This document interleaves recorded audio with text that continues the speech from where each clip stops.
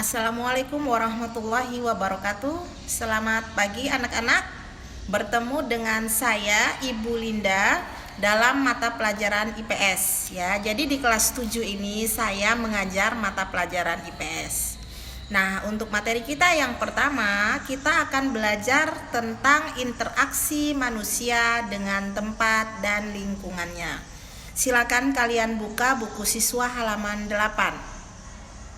Apa itu interaksi? Interaksi artinya hubungan ya. Interaksi artinya hubungan. Sedangkan ruang itu adalah tempat tinggal makhluk hidup di bumi. Itulah ruang ya. Seperti ruang kelas. Ruang kelas adalah tempat siswa belajar. Ruang lingkup yang lebih luas itu adalah bumi atau dunia. Di situ tempat tinggal manusia, tumbuh-tumbuhan, hewan dan makhluk-makhluk hidup yang lain. Di dalam LKS halaman 8, di situ ada beberapa ahli IPS yang mendefinisikan apa itu ruang, ya. Cuma secara umum ruang diartikan sebagai wadah atau spasial yang sering digunakan dalam berbagai bidang. Karena merupakan wadah, tentu saja bisa diisi berbagai macam hal sesuai untuknya untuk apa. Itulah ruang ya.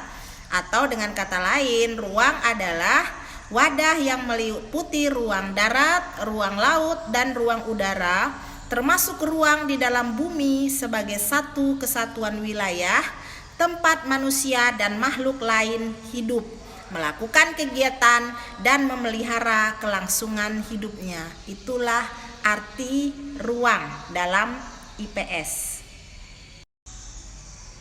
Nah, anak-anak, karakteristik tiap-tiap ruang ini berbeda-beda, tidak sama. Ya, ada ruang atau wilayah yang jenis batuannya warna hitam misalnya. Ada daerah lain yang jenis batuannya warnanya putih. Ada daerah atau ruang atau wilayah yang merupakan dataran tinggi. Tapi ada ruang atau wilayah yang merupakan dataran rendah. Tidak sama setiap ruang.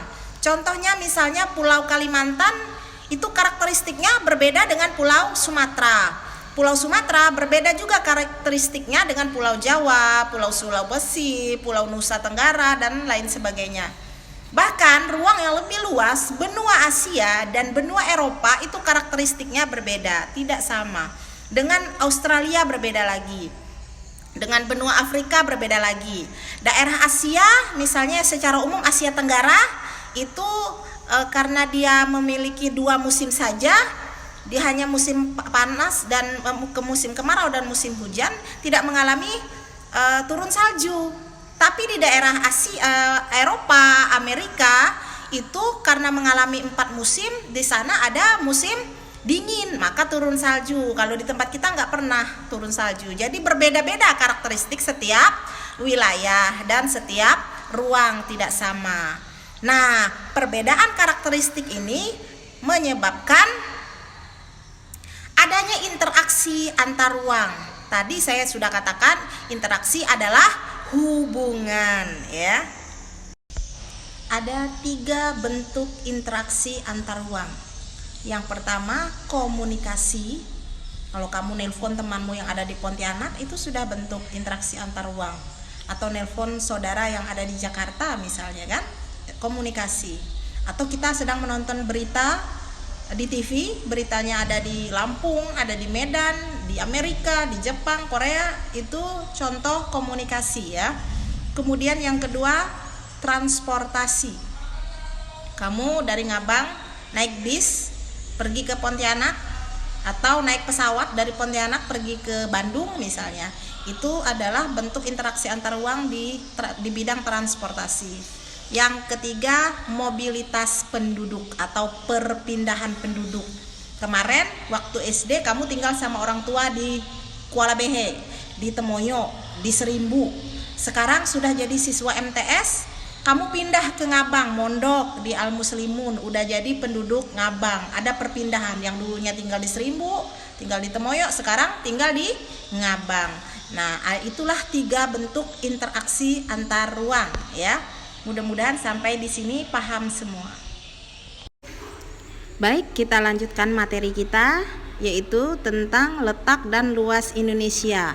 Indonesia adalah salah satu ruang yang ada di muka bumi ya. Jadi kita khusus membahas tentang negara kita sendiri, yaitu Indonesia. Kalau berbicara tentang letak dan luas, maka kita berbicara tentang peta.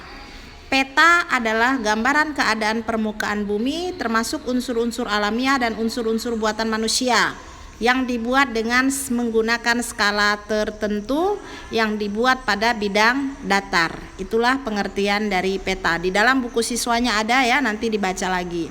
Kemudian berdasarkan bentuknya peta terbagi menjadi 3. Ada peta datar, ada peta timbul atau relief, dan ada yang namanya peta digital yang sudah dibuat dengan komputer dengan alat canggih. Itu adalah peta digital. Peta timbul adalah peta yang dibuat sesuai dengan bentuk sebenarnya di permukaan bumi.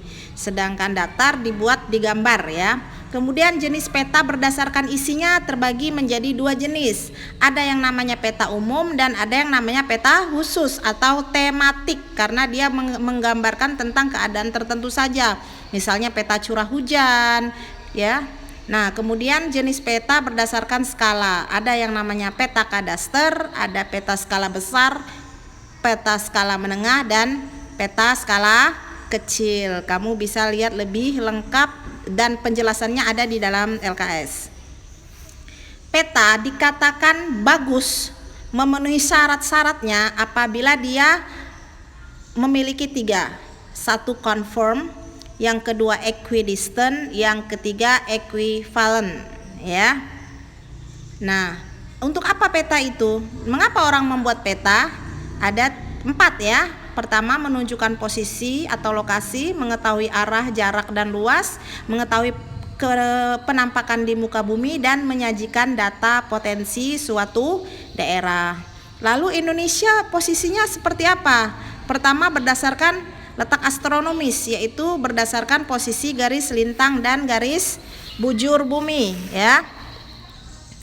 Berdasarkan garis lintang dan garis bujur bumi, Indonesia berada pada 6 derajat lintang utara sampai 11 derajat lintang selatan dan 95 derajat bujur timur sampai 141 derajat bujur timur ya. Itu posisi Indonesia berdasarkan letak astronomis. Apa tadi letak astronomis? Letaknya berdasarkan posisi garis lintang dan garis bujur bumi. Nah, pengaruhnya apa? Posisi Indonesia ini secara garis lintang dan garis bujur ini berpengaruh pada pembagian waktu di Indonesia ya. Setiap wilayah Indonesia itu waktunya tidak sama ya. Ada 3 pembagian waktu. Waktu Indonesia Barat, waktu Indonesia Tengah, dan waktu Indonesia Timur. Setiap wilayah itu, wilayah pembagian waktu itu bedanya 1 jam. Nah, lalu kemudian letaknya secara geografis, yaitu berdasarkan keadaan di bumi. Kita lihat pada gambar, Indonesia berada pada posisi silang, yaitu berada di antara 2 benua dan 2 samudra, terletak di antara benua Asia dan benua Australia, dan terletak antara Samudra Pasifik dan Samudra Hindia. Makanya disebutlah berada pada posisi silang. Kemudian letak secara geologis, kita lihat pada gambar, Indonesia itu merupakan pertemuan deretan pegunungan muda sirkumpasifik dan pegunungan Mediterania.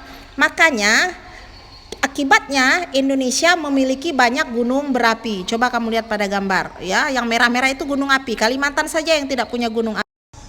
Nah, anak-anak, itu materi kita pada pertemuan kita yang pertama.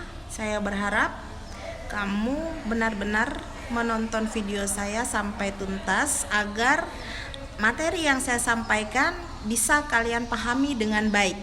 Untuk pertemuan berikutnya kita akan belajar tentang potensi sumber daya alam dan kemaritiman Indonesia. Saya berharap setelah ini kalian juga membaca untuk materi berikutnya. Saya akhiri. Assalamualaikum warahmatullahi wabarakatuh.